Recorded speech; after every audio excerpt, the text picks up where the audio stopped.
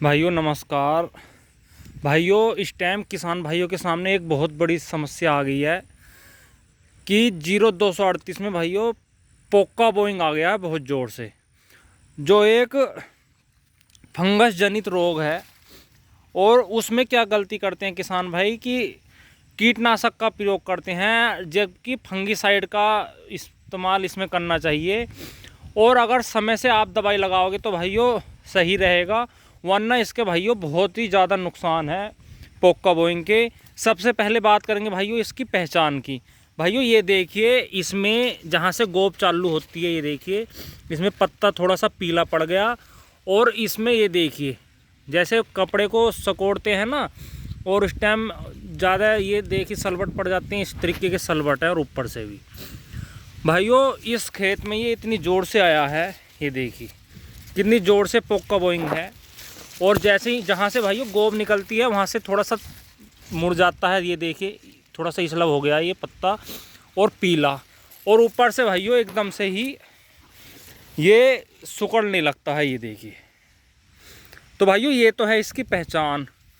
और इसमें सबसे बड़ी समस्या क्या है, किसान भाई इसमें इंसेक्टिसाइड का प्रयोग करते हैं, कीटनाशक का। जबकि इसमें भाइयों अगर आप कीटनाशक का प्रयोग करोगे तो भाइयों कोई रिजल्ट आपको नहीं मिलेगा, और आपके रुपए भी ज़्यादा खर्च होंगे, और खेत भाइयों और नुकसान हो जाएगा खेत में। भाइयों बहुत ज़्यादा पोका बोइंग 0238 में पेड़ी गन्ने में तो बहुत ज़्यादा आ रहा है, और पौधा गन्ने में इतना नहीं है। लेकिन भाइयों पौधा गन्ने में भी किसान भाइयों की ये शिकायत है कि आना चालू हो गया है पोका बोइंग। भाइयों पोका बोइंग किस टाइम आता है, जिस टाइम परवा हवा ज़्यादा चलती है और मौसम में थोड़ी बहुत नमी है। तो भाइयों परवा हवा आपके इस बार काफ़ी चल रही है, और जिस वजह से पोका बोइंग किसान भाइयों के खेत में 0238 में अभी से ही आने लगा। और भाइयों पोका बोइंग जो खेत को एकदम बैठा देता है। भाइयों एक चीज़ है पोका बोइंग की, अगर आप दवाई भी नहीं दोगे ना तो दोबारा सा पौधा चलने तो लगेगा, लेकिन भाइयों उस टाइम तक उस खेत में भाइयों बहुत नुकसान हो जाता है। इस खेत में भाइयों जहाँ पर पोका बोइंग देखिए उधर नहीं लगा बिल्कुल, जहाँ मैं उंगली करके दिखा रही हूँ आपको। तो भाइयों उधर तो काफ़ी अच्छा खेत है, लेकिन यहाँ पर भाइयों बिल्कुल खेत बैठ सा गया है और पीला पीला आपको चमक रहा है।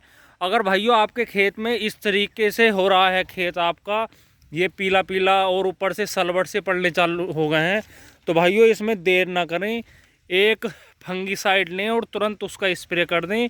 अगर आप सोच रहे हो कि यूरिया मिला के डाल देंगे, यूरिया में मिलाकर दवाई भाइयों जब भी काम करती है अगर पहले किया जाए काम। अगर भाइयों इस खेत में पोका बोइंग ना आता, आप पहले ही इसका निदान कर दें, यूरिया मिला के दवाई बखेर देंगे तो उसका इलाज है। लेकिन इसमें इस टाइम जो है भाइयों आपको स्प्रे करना पड़ेगा। और स्प्रे भाइयों केवल एक फंगिसाइड जोन सी मैं बताऊंगा, क्योंकि भाइयों इसमें आ गया है पोका बोइंग।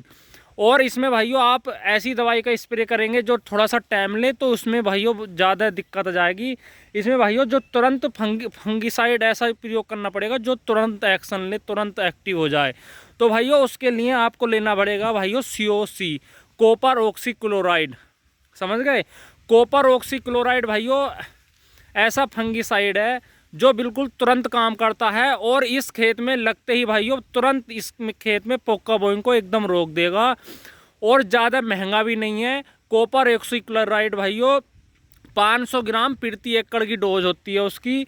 लेकिन उसमें किसान भाइयों को एक ही सावधानी रखनी चाहिए कि उसमें कोई भी और दवाई ना यूज़ करें, ना तो कोई और फंगिसाइड, ना कीटनाशक, ना ग्रोथ प्रमोटर, ना NPK किसी भी प्रकार का।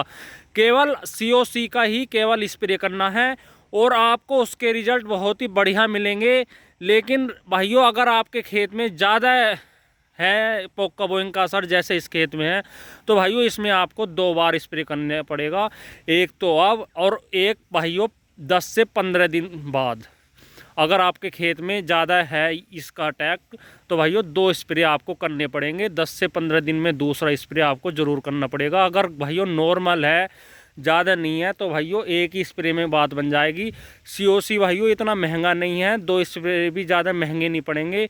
लेकिन बात वही है, इसके साथ भाइयों कोई और दवाई यूज़ ना करें। अगर आप ये सोच रहे हैं कि इंसेक्टिसाइड भी लगा दूं या ग्रोथ प्रमोटर, तो भाइयों ना तो पोका बोइंग जाएगा और आपके रुपए भी ज़्यादा खर्च हो जाएंगे और फसल पर भाइयों उसका गलत प्रभाव पड़ेगा।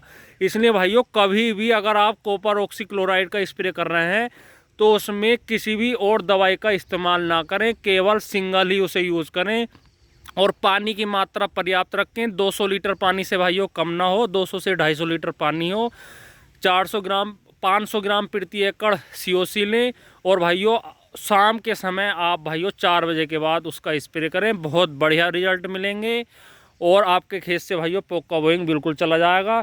लेकिन भाइयों अगर आपके खेत में पोका बोइंग अगर आप आने ही ना दें तो उससे तो बढ़िया बात ही नहीं है। इसलिए भाइयों समय समय पर आप एक फंगिसाइड लगाते रहें, क्योंकि मौसम में इस बार ज़्यादा बदलाव है।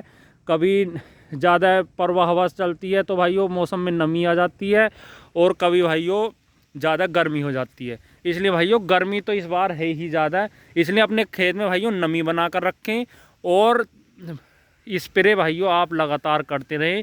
0238 में इस बार सबसे ज़्यादा समस्या भाइयों पोका बोइंग की ही आ रही है। पोका बोइंग भाइयों हिसाब से कुछ ज़्यादा ही आया है और किसान भाई जैसे ही अपने खेत में गए और 1-2 पौधे में देखा तभी भाइयों इसका स्प्रे कर दें। अगर आप भाइयों ना भी हो पोका बोइंग आपके खेत में तो भी आप एक स्प्रे कर दें COC का, बढ़िया रिजल्ट मिलेंगे।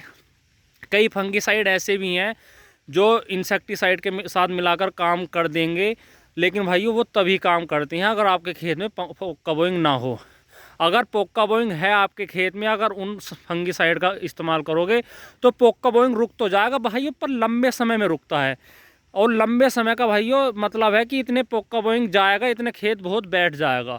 इसलिए भाइयों जैसे इस खेत में कंडीशन है ज़्यादा पोका बोइंग है तो भाइयों इसमें तुरंत एक्शन लेने की ज़रूरत है। जो तुरंत एक्शन ले जो फंगिसाइड उसका यूज़ करना चाहिए। उसके लिए भाइयों COC सबसे बेस्ट है।